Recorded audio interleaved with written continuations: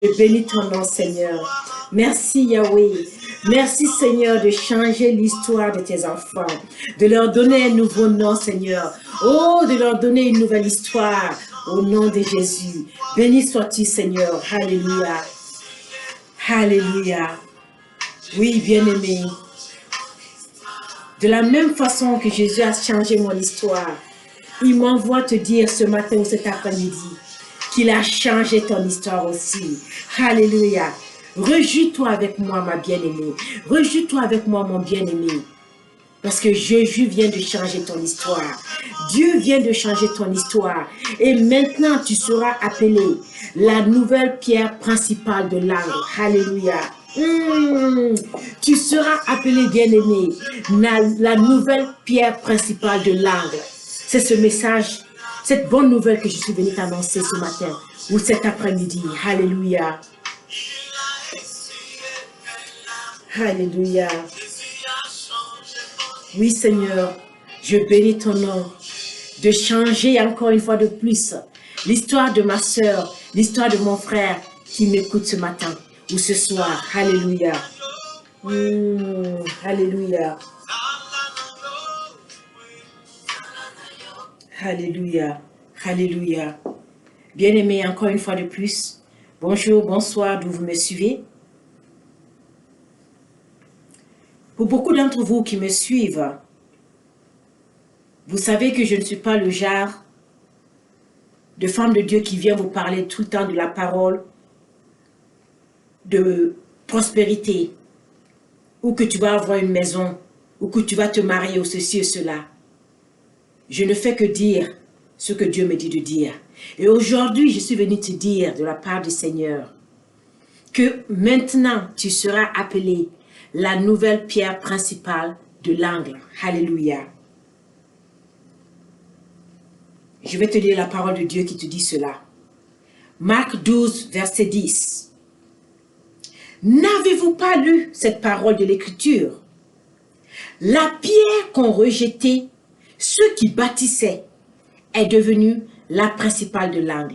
Alléluia, alléluia. Je crois que tu ne m'as pas entendu, ma soeur. Tu ne m'as pas entendu, mon bien-aimé. Marc 12, verset 10 te dit, aujourd'hui, n'avez-vous pas lu? N'as-tu pas lu? N'as-tu pas entendu? Alléluia. Cette parole de l'Écriture. La pierre qu'ont rejetée ceux qui bâtissaient est devenue la principale de l'angle.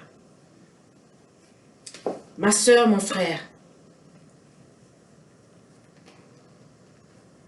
Dieu veut que tu comprennes que tu rentres dans une nouvelle saison de ta vie. Une saison de ta vie où toutes ces années de pleurs que tu as connues, tous ces combats, tous ces rejets, toutes ces incompréhensions, les mensonges, les calomnies dont tu as été victime, Dieu s'apprête maintenant à changer ton histoire, comme cette adoration le disait tout à l'heure. Non seulement l'adoration, mais aussi sa parole dans le livre de Marc 12, verset 10 que je viens de vous lire. Toi qui étais la pierre qui était tout le temps rejetée, toi qui étais la pierre qui était tout le temps mal comprise, toi qui étais la pierre sur laquelle tout le monde pensait qu'il pouvait juste parler n'importe comment, Dieu est en train de t'élever maintenant. Ta saison de rentrer maintenant dans ton temps de repos est arrivée.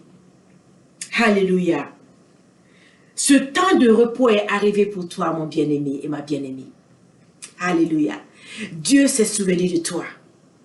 À cause de ton obéissance, à cause du fait que tu es resté dans sa présence, à cause du fait que tu n'as pas suivi le monde, mais tu as écouté l'Écriture et tu as rangé ta vie. Dieu s'apprête à changer ton histoire. Alléluia.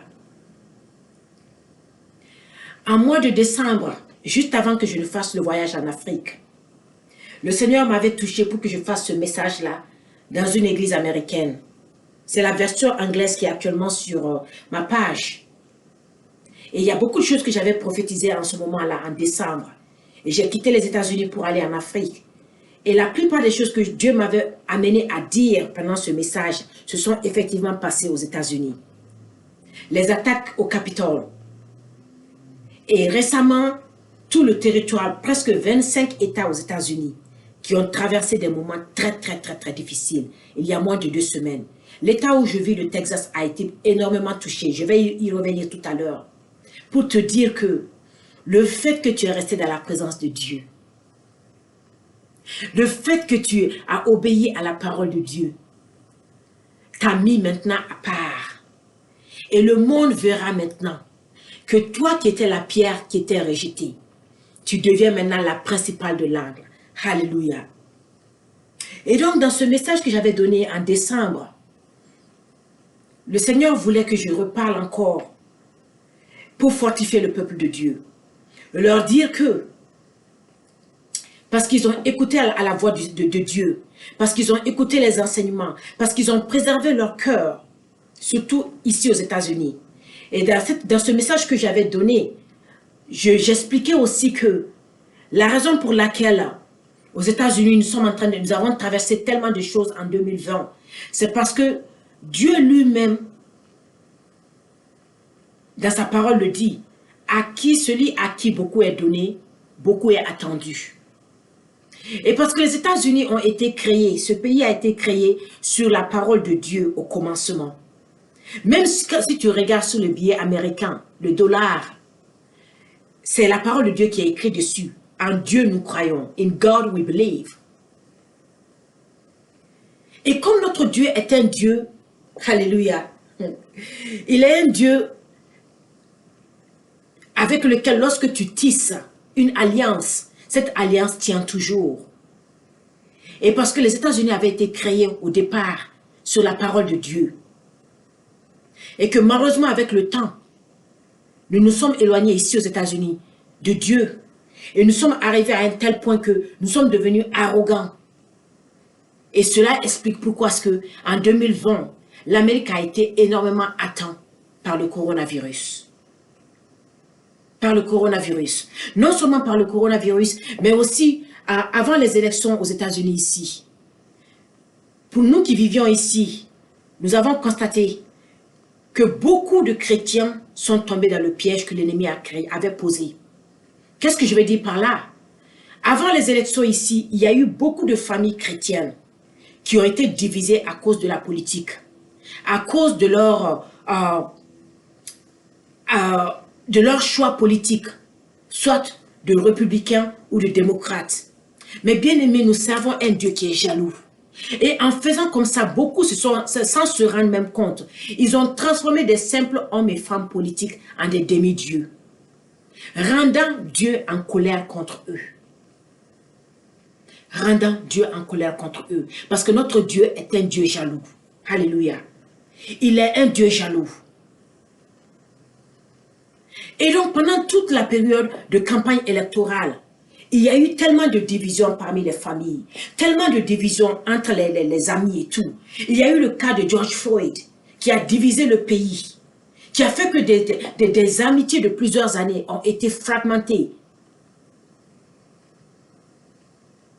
Et donc, ça a amené beaucoup de confusion au sein des Américains ici. Et je me rappelle qu'à l'époque, le Seigneur m'avait donné l'instruction de ne point me prononcer sur ma page par rapport à tout ce qui est politique. Si vous allez sur ma page, vous verrez que je n'ai aucun parti pris. Parce que spirituellement, quand je regardais ce qui se passait, c'était affreux.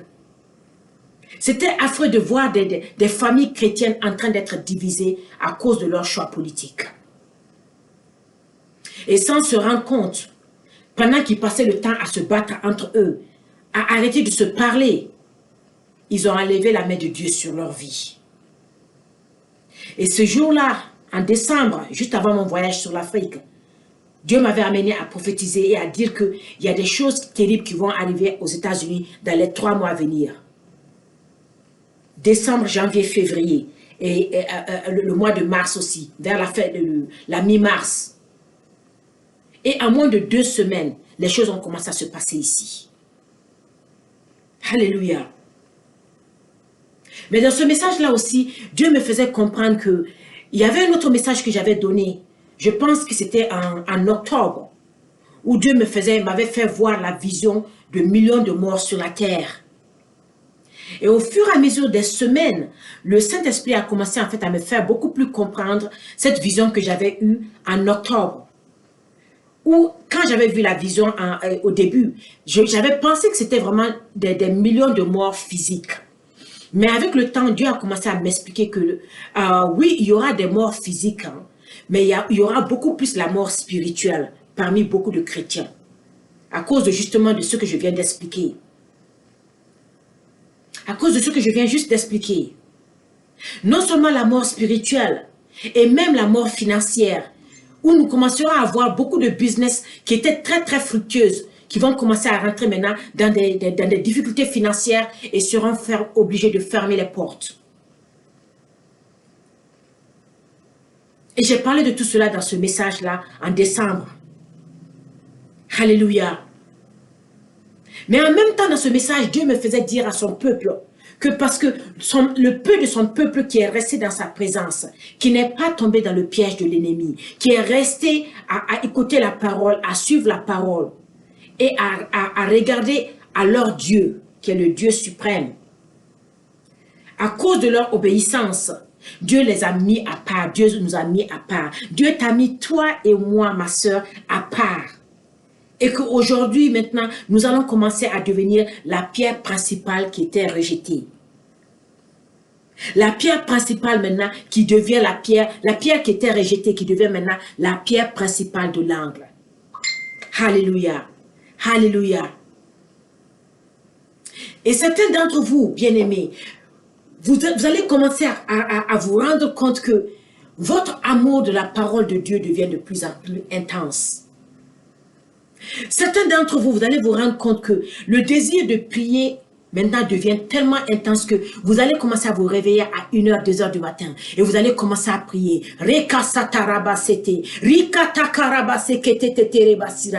Depuis 1h du matin jusqu'à l'aube. Tu ne sauras pas d'où te vient cette inspiration divine, mais sache qu'elle vient de Dieu. Et maintenant, je m'adresse, alléluia, à mes célibataires. Vous allez commencer à sentir que vous n'avez plus maintenant ce besoin ardent, ce désir ardent de toujours vouloir vous rendre belle pour vous, mes sœurs célibataires, et vous, mes frères célibataires. Vous n'aurez plus ce désir de vouloir chercher à draguer plusieurs femmes. Vous serez beaucoup plus focalisés sur la parole de Dieu. Comment marcher dans la parole de Dieu? Comment marcher dans la sainteté? Ce sera le signe que tu es devenu la pierre principale. Et pendant que tu seras focalisé sur le travail de Dieu, à bâtir la maison de Dieu, ma soeur, mon frère célibataire, c'est en ce moment que Dieu t'amènera ta moitié. Tu n'auras plus besoin de faire des efforts. Alléluia. D'autres parmi vous qui aimez beaucoup bavarder, un coup vous allez vous rendre compte que c'est comme si votre langue est maintenant liée. N'ayez pas peur. C'est le travail de Dieu qui commence dans votre vie. Dieu va commencer maintenant à travailler en vous, à vous donner des instructions, à vous dire quand est-ce que vous devez parler, quand est-ce que vous devez vous taire, quand est-ce que vous devez prier, quand est-ce que vous devez intercéder, quand est-ce que vous devez jeûner et quand est-ce que vous devez vous retirer de la foule. Alléluia. Alléluia.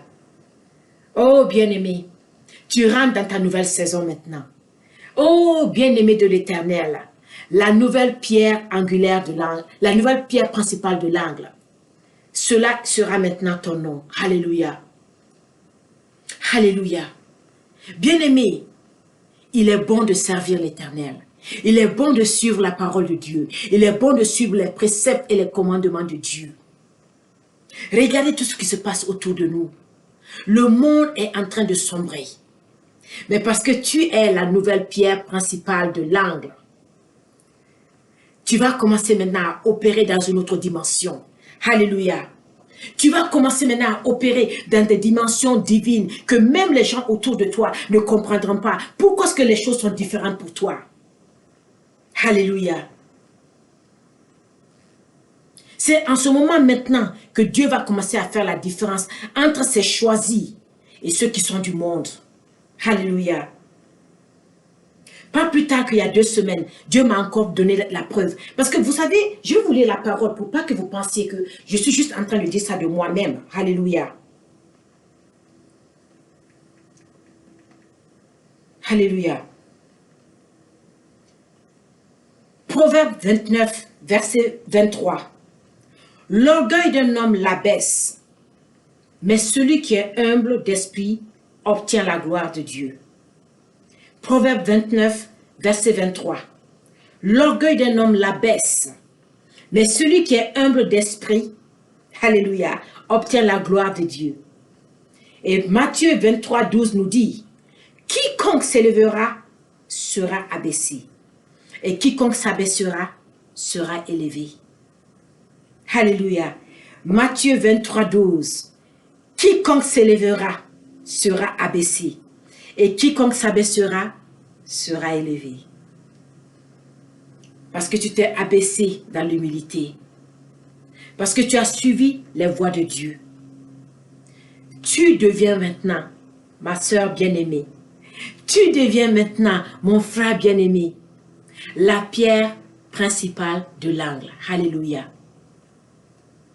Je vous donne juste un petit témoignage de ce que Dieu peut faire et de comment est-ce qu'il va commencer à opérer dans votre vie. Alléluia. Il y aura les signes que vous-même vous allez commencer à constater et que les gens autour de vous aussi vont constater. Alléluia. Il y a 2 semaines, je pense que tout le monde entier a vu ce qui s'est passé ici aux États-Unis. Où surtout les grands États, tels que le Texas, Atlanta et autres, qui n'ont pas l'habitude d'avoir la neige. Ici, le Texas, c'est le désert. En fait, pendant l'été, il fait tellement chaud que lorsque tu mets une œuf dans une poêle et que tu déposes ça dehors, je ne suis pas en train de rigoler, bien aimé. Elle peut cuire, l'œuf peut cuire parce qu'il fait extrêmement chaud. Donc le Texas, ce n'est pas un état où il neige. Mais brusquement, il y a 2 semaines, nous avons reçu une telle tombée de neige que ça a bloqué tout l'état pendant 1 semaine entière. Où personne ne pouvait sortir. Ou si tu sors, c'est à tes risques et périls et tu peux, ta voiture peut carrément déraper. 1 semaine où, normalement, la compagnie d'électricité avait prévu de faire les coupures par zone. Je sais, certains d'entre vous seront étonnés. Oui, ça c'est les États-Unis. Dieu est en train de montrer à ce pays, les États-Unis, où les Américains, nous sommes devenus tellement arrogants que nous ne voulons plus entendre la parole de Dieu. Nous pensons que nous connaissons plus que Dieu. Depuis l'année passée, Dieu est en train de nous montrer aux États-Unis ici qu'il est Dieu et qu'il restera Dieu. Qu'il a la parole finale et que nous ne sommes que des êtres humains que lui, il a créés et nous ne pouvons pas être au-dessus de lui. Alléluia. Et donc, la compagnie avait prévu de faire les coupures d'électricité par zone pour pouvoir économiser l'électricité. Et malheureusement, les premières zones qu'ils ont coupées, lorsqu'ils ont voulu repartir pour remettre en marche et couper les autres zones, la neige était devenue tellement froide que c'était devenu du verglas. Et donc, ils n'arrivaient plus à accéder au système électrique. Ce qui a plongé des millions de familles dans le noir. Il y a eu des morts. J'ai une collègue qui, avec son mari et leurs 2 chiens, ont vécu dans leur voiture pendant 4 jours. Aux États-Unis, ici. Elle et son mari, ils ont voulu aller à l'hôtel. Il n'y avait plus de place à l'hôtel. Ils ont vécu dans leur voiture, dans leur garage, pendant 4 jours. Parce qu'il n'y avait pas d'électricité dans la maison. Chez moi, ici, malgré que nous avons mis le chauffage, il faisait tellement froid que pendant les 1 semaine, nous ne pouvions pas rester en bas. Et pendant toute les 1 semaine, nous étions en haut dans les chambres, sous les couvertures, malgré le chauffage. Malgré le chauffage. Et au bout du 3e jour, parce que ce problème-là a commencé le dimanche. Et donc, jeudi, j'ai voulu checker sur mes amis qui sont âgés, les vieilles dames qui sont âgées. J'ai beaucoup d'amis vieilles dames. Et donc, j'ai voulu checker sur elles pour m'assurer que vraiment elles vont bien. Et c'est là qu'une d'entre elles m'a dit, que son neveu, qui est le directeur de la compagnie d'électricité, vient de leur dire qu'il faut vraiment que nous rentrons dans la prière. Parce que le froid est en train de devenir tellement fort qu'il risque d'y avoir maintenant une coupure d'électricité sur tout le territoire du Texas. Et que vraiment, il faut que nous rentrons dans la prière. Lorsqu'elle m'a dit ça, j'ai couru pour aller chez ma voisine, qui est américaine aussi, et elle vit avec ses 2 filles. Son mari, lui, il travaille à l'extérieur. Donc, j'ai voulu aller checker sur elle et puis lui donner l'information qu'il faut qu'elle s'apprête. On risque d'avoir une coupure générale. Je sonne à sa porte, elle ouvre la porte et je lui dis ça. Elle me regarde et dit, mais femme de Dieu, il faut dire merci à ton Jésus. Dis merci à ton Dieu. Et je dis merci à ton Dieu. Parce que pour ton information, tout le quartier, toutes les maisons de notre quartier sont sans électricité depuis dimanche. Il n'y a que toi, ta maison, femme de Dieu, ma maison qui est collée à ta maison et les 2 maisons derrière ta maison qui avons l'électricité depuis dimanche. Bien-aimé, je suis restée ébahie. Je suis restée ébahie. Je suis restée ébahie devant ce que Dieu peut faire pour nous. Qu'il a préservé ma maison. Au-delà de toutes les maisons. Tout le quartier. Tout le long du couloir de mon quartier. Plus de 50 maisons. Sans électricité depuis dimanche. Pendant toute une semaine où ce problème-là a été au Texas. Mon électricité ne s'est jamais coupée. Beaucoup de maisons ont eu des inondations parce que le froid était tel que maintenant le système de plombage de l'eau avait craqué. Et ça fait que même ceux qui avaient fui leur maison à cause du froid pour aller chez des parents et tout, lorsqu'ils sont revenus, ils ont trouvé leur maison inondée. Mais Dieu a préservé ma maison.